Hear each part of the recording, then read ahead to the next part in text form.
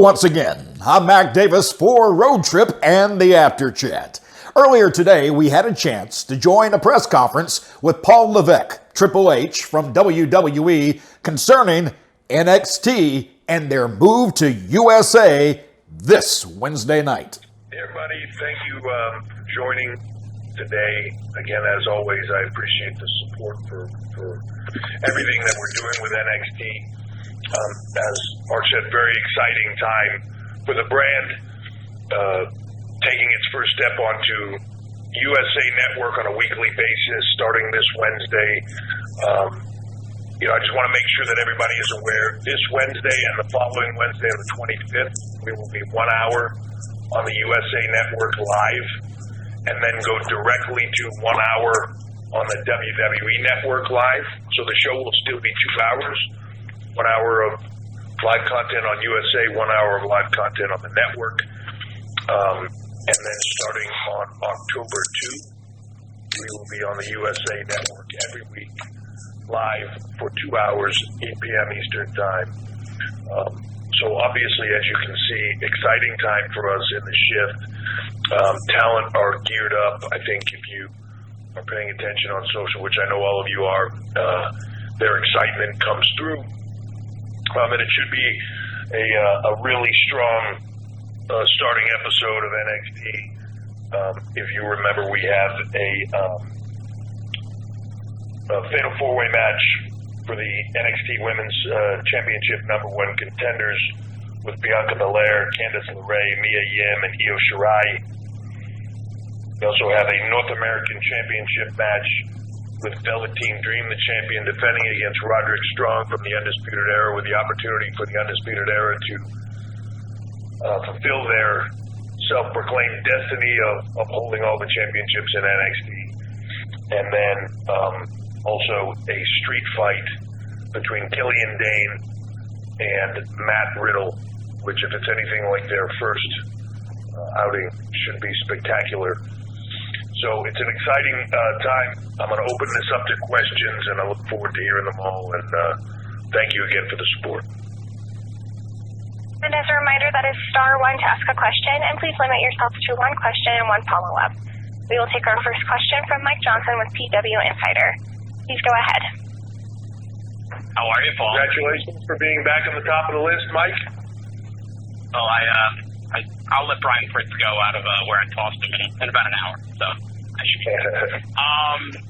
I was wondering if you could give us some insight into what will make you personally happy in terms of viewership for the series now that it's going to be on USA. When you guys had the special in December 2017, you did about 841,000 overnight viewers. Obviously, with DVR and whatnot, the number probably grew from there. But I don't expect you to give us a definitive number.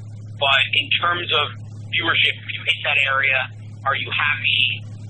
What would make Paul Levesque happy in terms of viewership when the numbers start to filter in?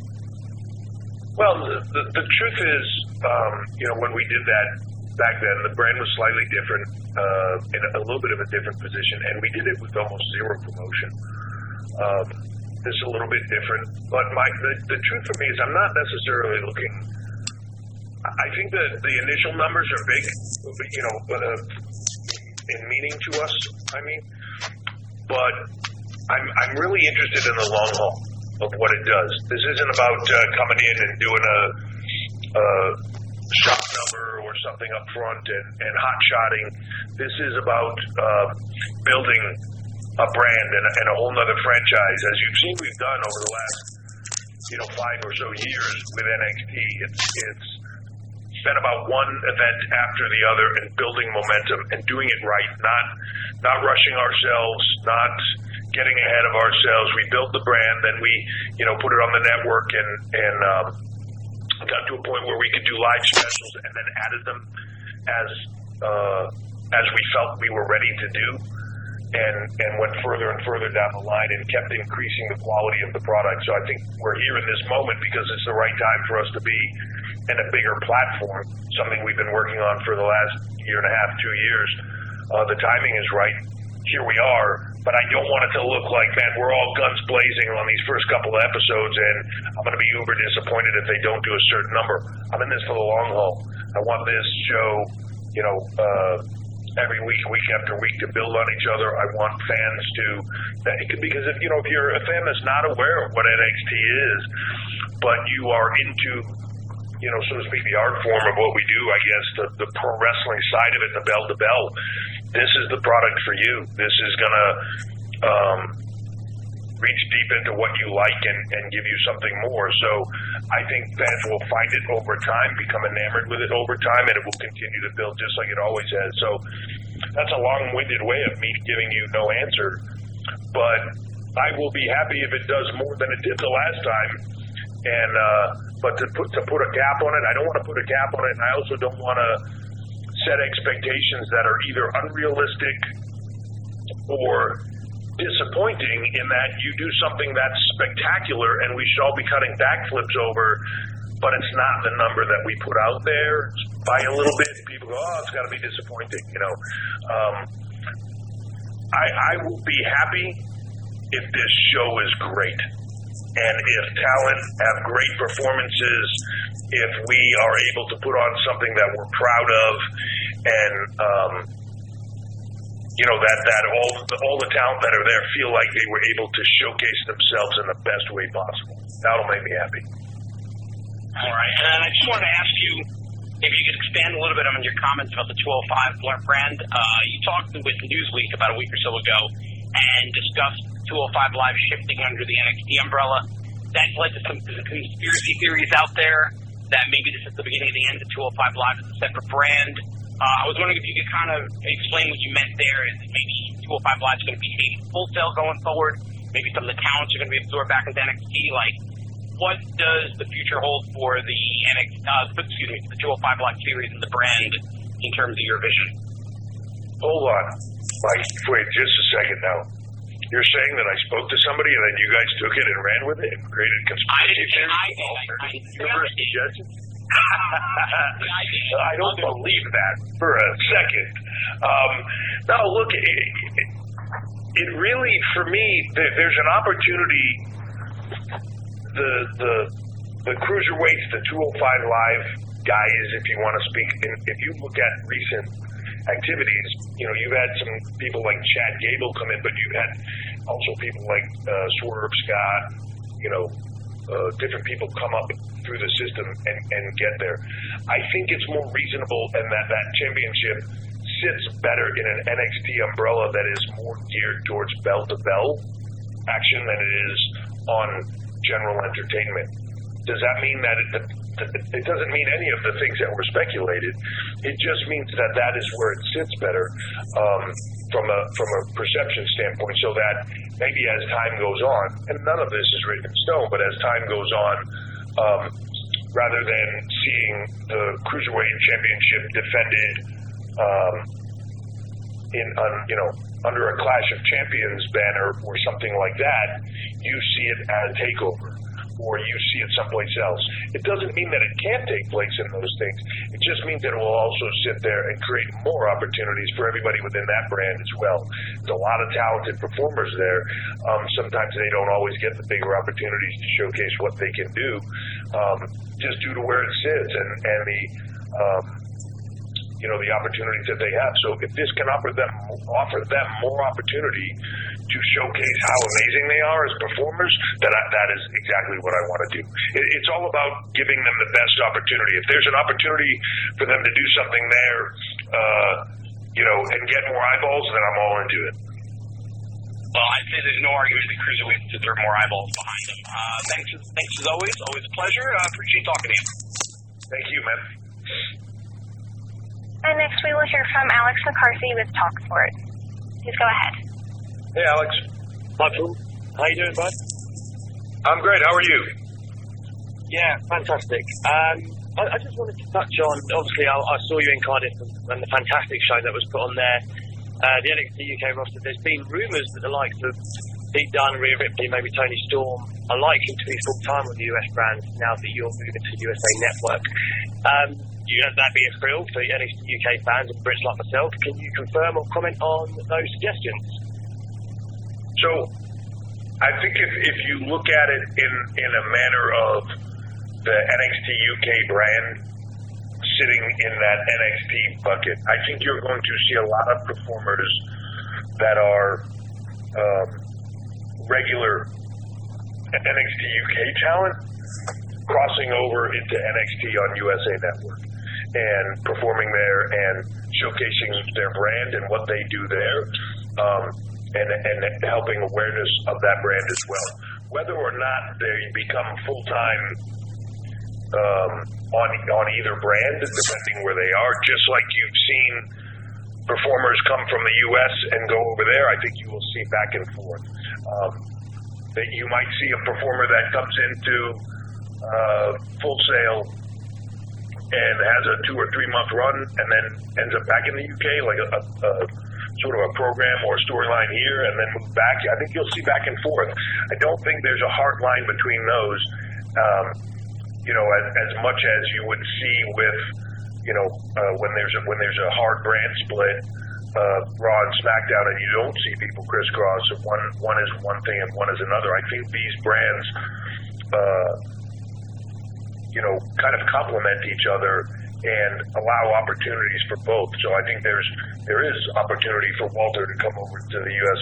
and be here at Full Sail, or Tyler, or Tony and Piper and all those performers to go back and forth and showcase what they do. It's all in a manner of giving them the opportunity to get out there and show the world, as many people as possible, who they are and what they do.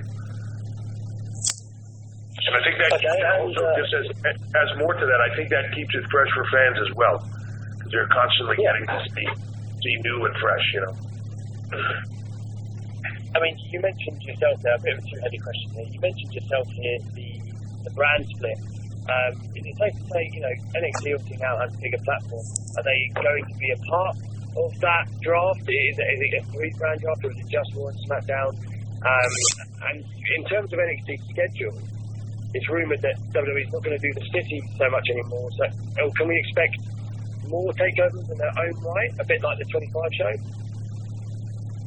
Oh, yeah. I'm sorry. Yeah, I wasn't sure exactly what you were asking there. Yeah, I got it on the end. Yeah. None of that is changing. You'll see some different scheduling opportunities in the upcoming 2020 calendar that are really scheduling changes. I think it gives the opportunity. I keep using that word but it really is. It's the UK, the talent that are in the UK, the talent that are here, 205 talent, however you want to look at them, cruiserweight talent, to have them have as many eyeballs on them as often as possible. So whether that's on any of those 3 shows, I think if you look at that all as sitting under an NXT banner, then Raw having its own and SmackDown having its own. I think in this year, clearly, as we move into a draft period with SmackDown moving to Fox broadcast, beginning of October, on October 4th, I think as that draft hits, that's going to be more focused on Raw and SmackDown and where those brands lay out. But going forward, who knows? I think this is a work in progress, and as NXT continues to do what it's done for the last 5 years and grow by leaps and bounds, my intent is to create, and I think it's there, and we'll see as we move forward, but where there are 3 very distinct brands, Raw, SmackDown, NXT, and they all have a different feel and flavor to them, but they're all WWE products, and they all represent something slightly different and all have their own meaning and everything, and there's no, up, down, it's all lateral movements. Great, Paul. Always appreciated. Thank you. And next we will hear from Jason Powell with ProWrestling.net. Thank you, Jason. Hey, good morning. Can you tell us about the Worlds Collide event that's on the calendar for Royal Rumble weekend and what that means for takeover specials? Yeah, so as I was just saying, the takeovers will continue. There's some schedule shifting going on, and I think you'll see that. That is an opportunity to better serve our network subscribers to give them more and more live content, which obviously live is attractive and is a key. So to give them more and more of that on a more regular and more frequent basis. So NXT takeovers, as you've seen over the last few years, will continue. But like the question before this was, will you see like 25 the individual Bridgeport shows? Yes. Some of them will be connected, like WrestleMania weekend or whatever, and some will not be. And then where there are not, there are opportunities to do other content. So, having an opportunity to do a Worlds Collide event where you have under the same banner, but you have separate branding. And at certain points in time in the future, possibly that those aren't under the same banner, but you have the opportunity to take sort of different brands and have them compete against each other and kind of get these one-off events that are spectacular, that for our more passionate fans, that these are very, very meaningful events, and we did some of them last year at Access, and we did some Worlds Collide events there where you saw the UK talent against the NXT talent, or cruiserweights versus from 205 versus UK or NXT, or even some Raw and SmackDown versus NXT and different things. That's really where those events are headed, and I think you'll see that they're very fun, exciting, spectacular events that don't necessarily impact the brands themselves from their own individual storylines and where they're going. It's an opportunity to cross-combine and make some interesting content without having to take away from what they're doing individually. Okay, and also with the weekly NXT series being 2 hours in length, do you feel the need to expand the length of the takeover specials to accommodate more calendar? You're pretty happy with basically the 5-match setup they have now? Yeah, I mean, I think we'll look at that as it moves forward, but it's not about length of time or amount of content that you're putting out there. Like clearly, I want it to be enough, but I also don't want it to be too much, where you start to get into a place where I don't know about you, but I'm the guy that when if I'm looking at my watch at the end of a movie going, how much longer is this thing? I feel like it was, maybe they might have cut a scene or two out and I would have been happier. So I don't want to get into that space. For me, the takeovers are more the build to epic stories, right? It is the build of the shows, and the shows have to be spectacular in of themselves. But if you're reading a book and there are chapters that are really good, but they're building to the big, spectacular blow-off chapters, and those are the big epic moments, that's what the takeovers are. So it's really trying to build to these epic storylines and give you those big moments and keep the weekly shows as entertaining as possible and as meaningful as possible, while always building towards the kind of the crescendo event, so to speak. And if we can maintain that, then I think it's all about if something, again, to go back to a movie reference, I've seen movies that are an hour and a half that I thought were mind-blowingly good, and I've seen movies that were 3 hours that I thought were mind-blowingly good. I've also seen both that were terrible. So it's about the content and the build, and if you build it right, it's not about the length of time. Hopefully you're not even considering it when the show's over. You're just going, man, that was good. All right, thank you. Thank you. And next we will hear from Neil Docking with Daily Mirror. Hey, Neil. Go ahead. Hey, how are you? Good to speak to you. Hey. There's been talk of a new NXT UK mid-card title being in the works. Is that something you see in the near future and part of the expansion of the NXT UK brand? Yeah, I don't like the term mid-card title. I just feel like it's like why don't you just call it the title that if you're not good enough to get to the other one, you take that one. Like, it just sounds terrible.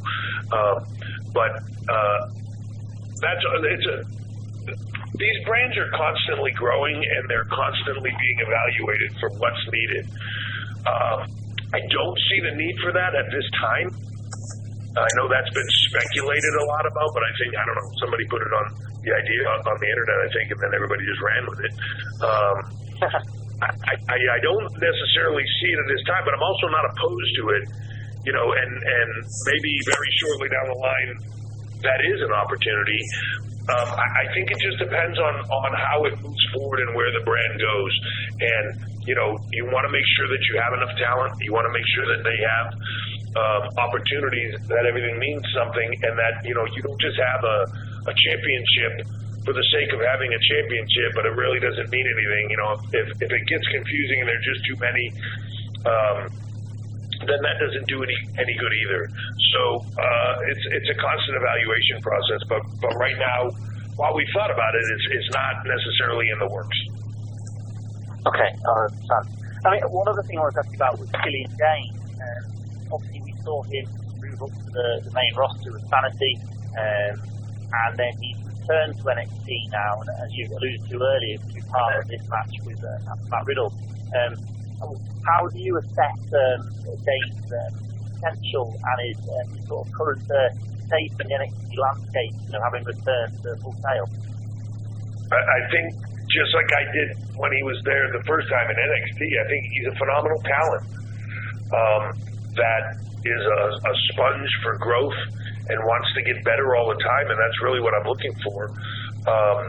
You know, there's always going to be ebbs and flows. There's always going to be things that work and things that don't.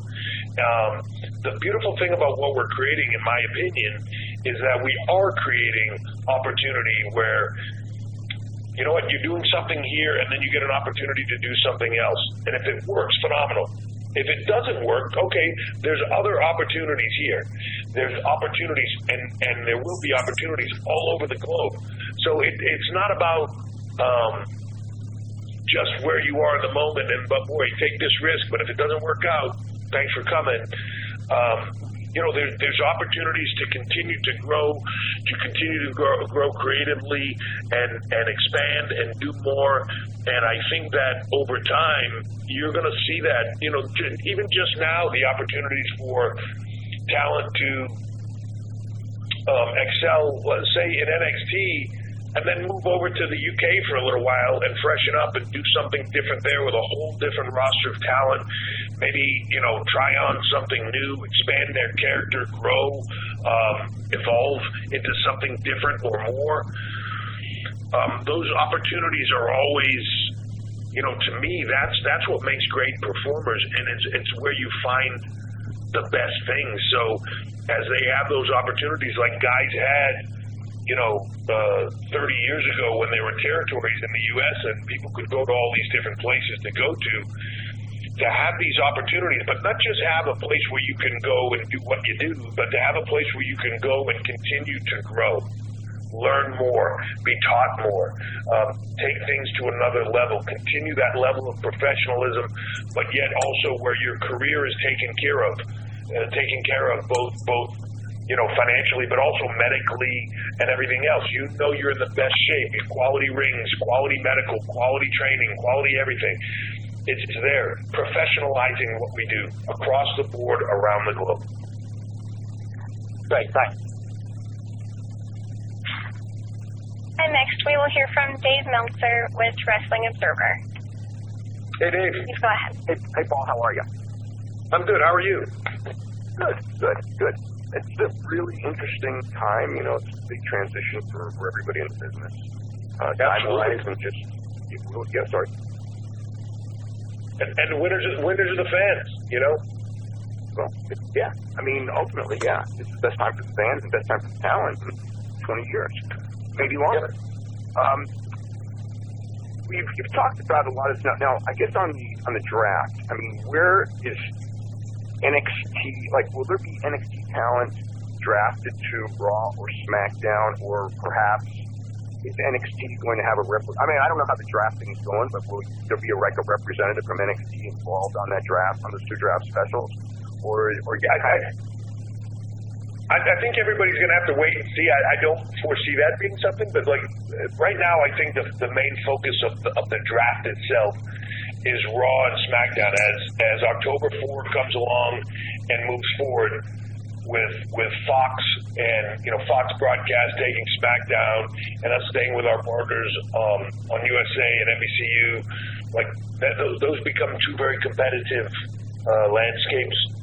I'm of the opinion that the NXT brand will continue to grow, and I think that down the line you will see. As much as I will say right now, NXT has grown to where it's it shouldn't be referred to as a developmental brand, even though we tend to debut newer stars, especially over the years. I think people lose perspective of the amount of stars that are absolutely homegrown, that had never stepped into the ring before, that walked into the Performance Center, made their mark in NXT, and then moved up the line, and are now on Raw and SmackDown and everything else. But I still think it needs more time to be considered in that same breath. And I think that over the next few months, hopefully, we're going to get there very quickly as this show does well. But I think the draft is much more about creating the brand split that having two distinct rosters between Raw and SmackDown. You're going to see that happening, and I think that's what this draft is about. Now, you mentioned when you talked about the pay-per-views, or I should say the takeovers, the big shows, and I got the impression from one of your comments maybe a week or two ago, that you're looking at maybe 6 this year instead of 5. Is that correct? And also, in that realm, you're now going to have 2 hours of television instead of 1. So inherently, you're going to have hopefully twice as many good programs. Although I realize with the old thing, not every single program was hit on every single 1 hour show. But generally, your 1 hour show was focusing to build that thing, and now with 2 hours, you certainly have time for, instead of 5 matches, maybe 7 or something like that. And I know you kind of addressed that earlier, but I mean, inherently, you're going to, with 2 hours, you're going to have more programs than you had with 1 hour. I think that's pretty much logical. Yeah, yes, but my point is that inherently to say there are more programs and they all have to pay off on a takeover, I think, isn't necessarily the way that I would look at it. I think that the biggest stuff takes place at takeovers, and the biggest storylines, and I think you'll see some of them play out, because there is periods of time between takeovers. So some of those storylines will ebb and flow throughout the show, just like they always have. And I think you see that in this week's episode with, the large, impactful matches, the women's match about the number 1 contender, the North American Championship match with Velveteen Dream and Roderick Strong. Those are all big matches, arguably should be on takeovers, but we're putting them on TV. Those would be taking place whether this switch was happening or not to USA. It's all part of the storytelling as you get there. The thing that I like about the takeovers in the manner that they are, one is it's fresher, they can be intense and go straight through, and you don't have lag points, or they don't get too long. And also for me, from a talent standpoint, I like not putting everything on those takeovers. I like talent being hungry and trying to get to their spot on that takeover. And if they were on a spot on a takeover a month ago, and they're not on a spot on a takeover on this next one, working that much harder to make sure, whether that's idea-wise, promo-wise, in-ring-wise, whatever that is, to continue to grow as a performer, that they are in the position to where they are on more of them. They can't all be on every single one. It's a funny thing that I think just because of the way things have gone historically, everybody looks and goes, well, yeah, but all the storylines would progress to these takeovers, and that's where you would do them. I don't want to look at it that way. If you look at other sports, even in mixed martial arts, UFC, whatever that is, the players take place on different pay-per-view events as they move forward. They're not all on every single one, and the builds are different, and they move around. So I want to maintain that. It's not about packing every everything into one show or speeding up the process. Storytelling is storytelling. I don't want to tell it faster. I just want to tell it better. So with Worlds Collide, is the January Worlds Collide, is that like a one-off thing, or, you know, like you mentioned WrestleMania, you're going to have to take over WrestleMania. But as far as, like, say, SummerSlam Survivor Series, is that to be determined, or have you kind of, like, made the call of how you're going to be doing the takeovers for 2020? No, we're still in the process of finalizing the schedule. As you can imagine, with Raw, SmackDown, all the pay-per-views, all the takeovers, UK takeovers, and everything else that's coming down the line. There's a lot to schedule, so we're still kind of finalizing all that. But the Worlds Collide isn't a one-off event. You know, there's value in that. There's value in that brand, and I think that's valuable to fans for them to get to see a different product. Something that crisscrosses a few things. So I think you'll see more of those. How many? I'm not 100% sure yet, but you'll see more of them. Well, good luck in getting sleep starting October. For all of us, what's that? Not just you, but all of us. It's going to be really exciting. So that's a good thing. Yeah. No. I mean, I think that's what this whole thing is about. It's and. You know, I know there's a lot of conversation about competition and everything else, but like the truth is, we compete with ourselves. I want to put the best show possible on every single week now.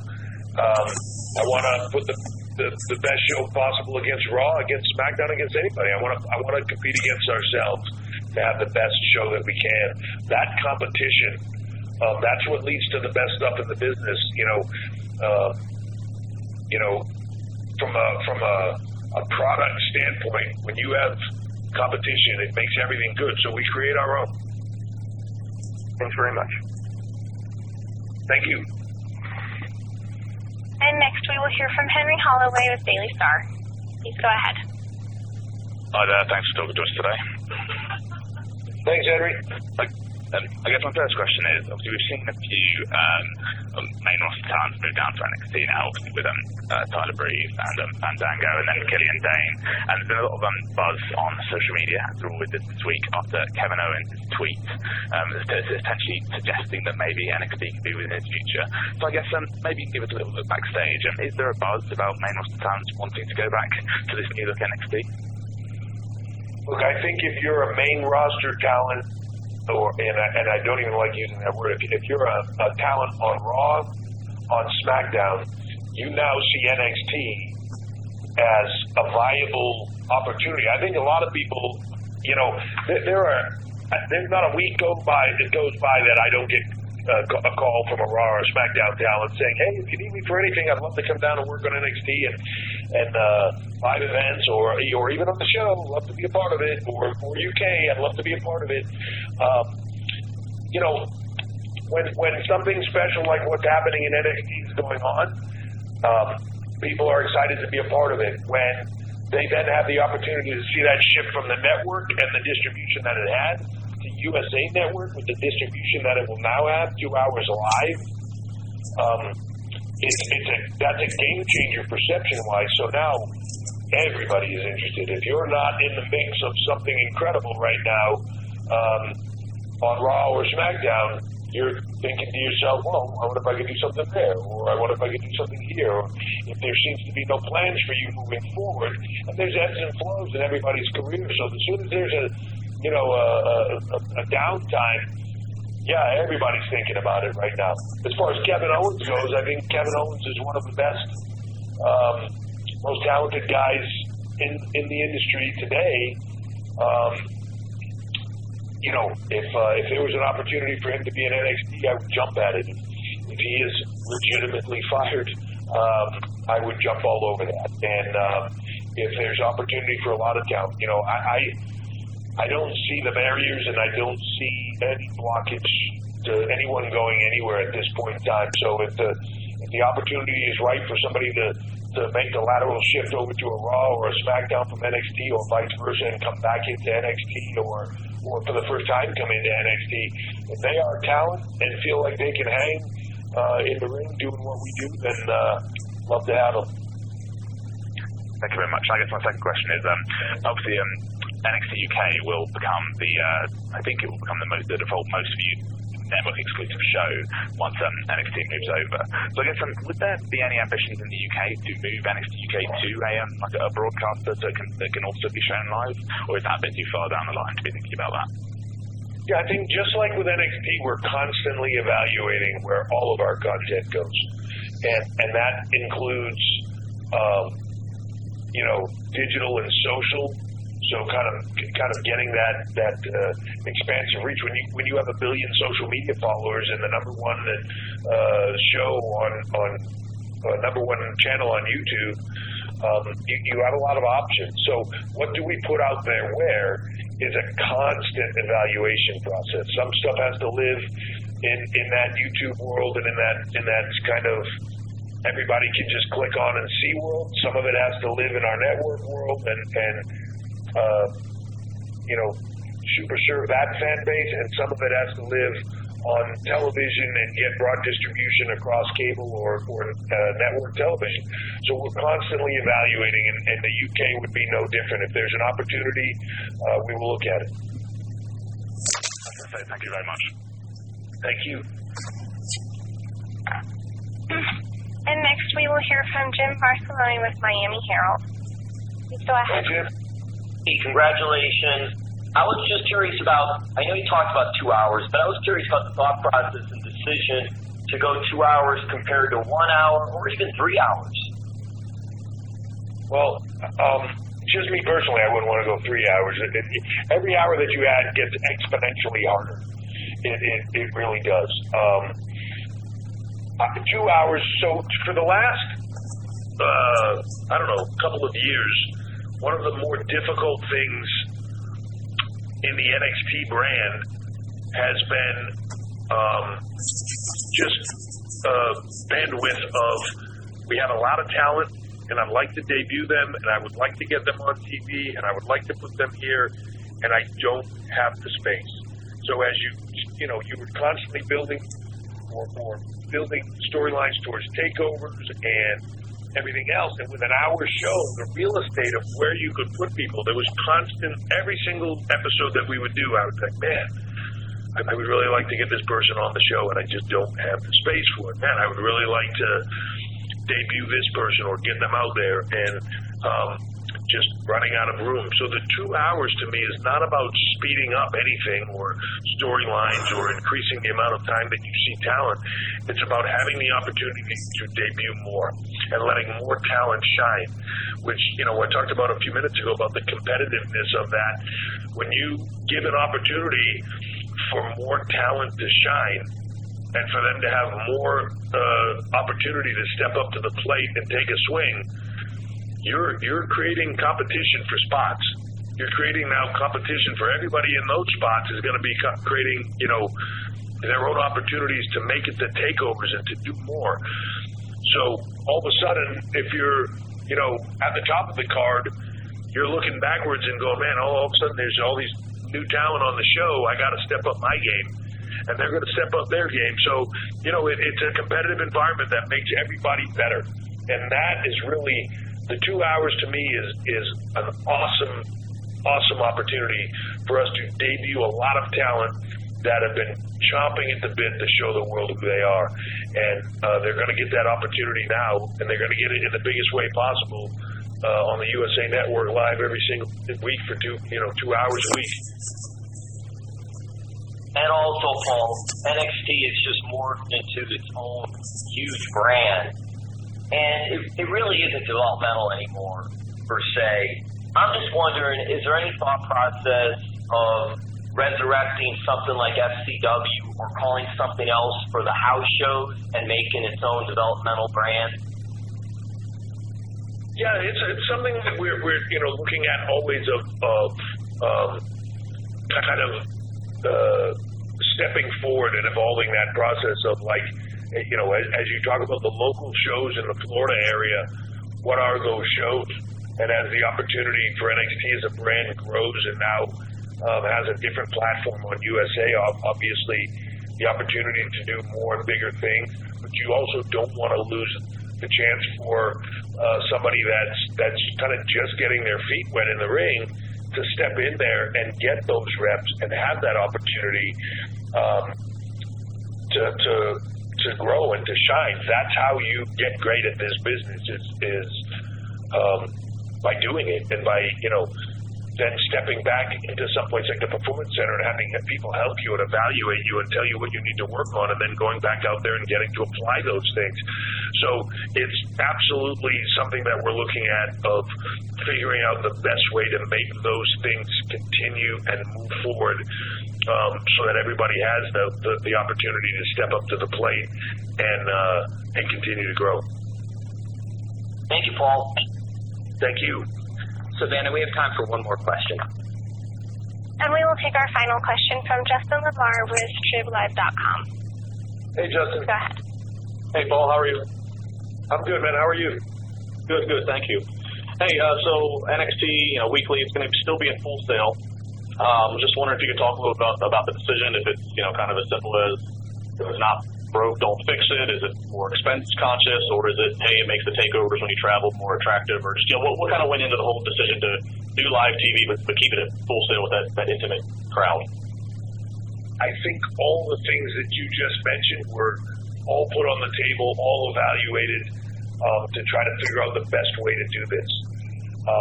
To be honest, for me, and I know we evaluated, but it really wasn't much of a question for me. I always felt like the home, at Full Sail, I cannot state how incredible our partners are at Full Sail University, and just their desire. We kind of fit into the same realm of education in a way of, their students getting to shadow our professionals and work on these shows and getting real life experience and learning all the things that go into live event production.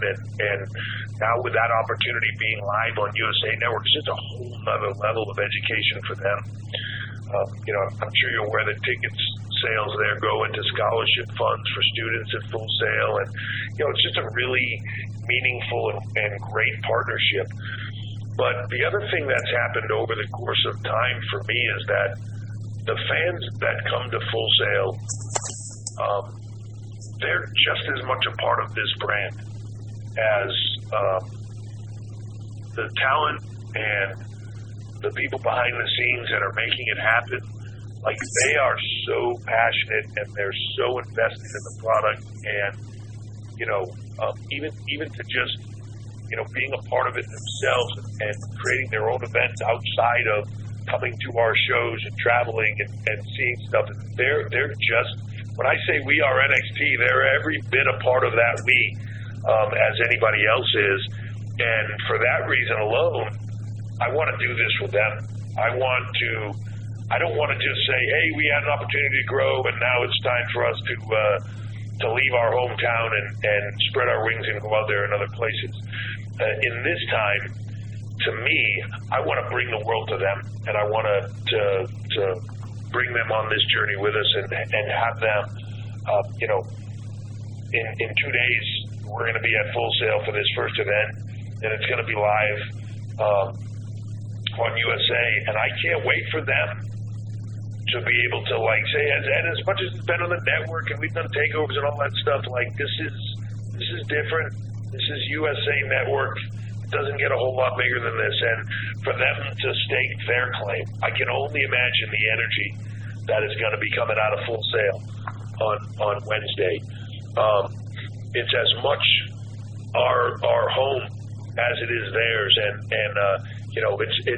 it's kind of become this NXT's Fight Club little location that they're a part of, and they're loyal to it, and they're proud of it, and then they want to be there, and they want their voices heard. Just like the talent in NXT want to show the world what they can do, they want to show the world what their brand is, and it's NXT, and they're proud of it just like we are. So I'm thrilled that we're there. I'm thrilled that they're coming on this journey with us, and I want their voices. When every Wednesday night they're going to get the opportunity for their voices to be heard around the world. Well, and to that point, there is this happy energy that goes on in the Full Sail NXT, and obviously world success. Another hour, so that's more programming, that's more talent to keep track of and stories to tell. I think there's been a lot of question amongst fans and the media about how does this change or expand the creative process that you have and how many people are involved in it? Because I think, a kind of a common fear is that maybe, too many people are going to get involved or too many cooks in the kitchen, which, maybe that can, reflect on Raw or SmackDown in some way. So how does this change your creative process to get 2 hours live done every week? From a creative side of creating the actual storylines and the shows, it doesn't change. We've had a team that I've really liked for a long period of time that is central to doing this. They're exclusive to us. It's what they do, and they've been our team for a long period of time. They oversee NXT and also sort of kind of have some oversight of the UK, and that's been core, and part of that core is having guys like Brian James down there, and also Shawn, Michaels. I can't say enough of us all being able to work together with the writing team that we have and create stuff magic like we do. William Regal, of course, is part of that. Matt Bloom, Sarah Amato, like everybody kind of weighs in and has their part of it. That's not going to change. Where this has changed for us from a team standpoint is, now, obviously, there's a lot more integration that happens. So, and by that, what I mean is, when things happen on NXT now, the world is getting it all at once, and you have to be ready for that, and you have to be ready for that digitally, social media wise. You have to be ready for that PR wise. You have to be ready for that, with your partner. USA, you have to be ready for that with your partners that are advertising with you and sponsoring you, which that's a little bit of a different step. So the team expands in the communication side of expanding those roles of who's communicating with who to ensure that the product is always has a continuity of where it's headed across everything: PR, social, digital, everything. That's the expansion. But as far as the creative of it goes, I've read a lot of speculation about different people getting involved and it changing. It isn't changing. It isn't changing. It's working. There's a reason why it's working, and we're keeping it what it is from a creative standpoint. The team is the team, and we're looking forward to that expansion to 2 hours. And like I say it all the time.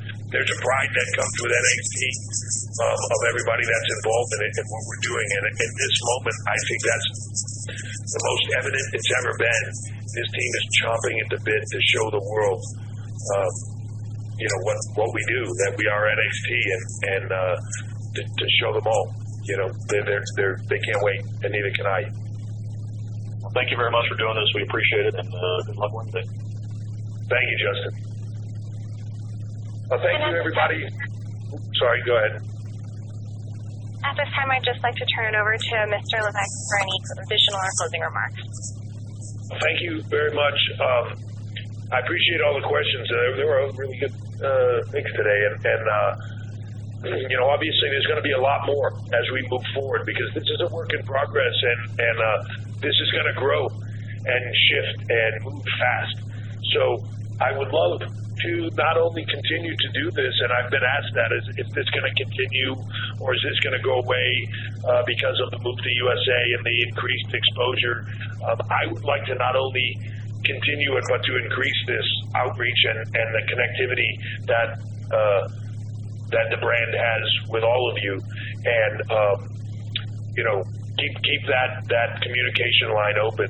So I look forward to doing this. I really appreciate everybody's interest and the questions, and exciting time.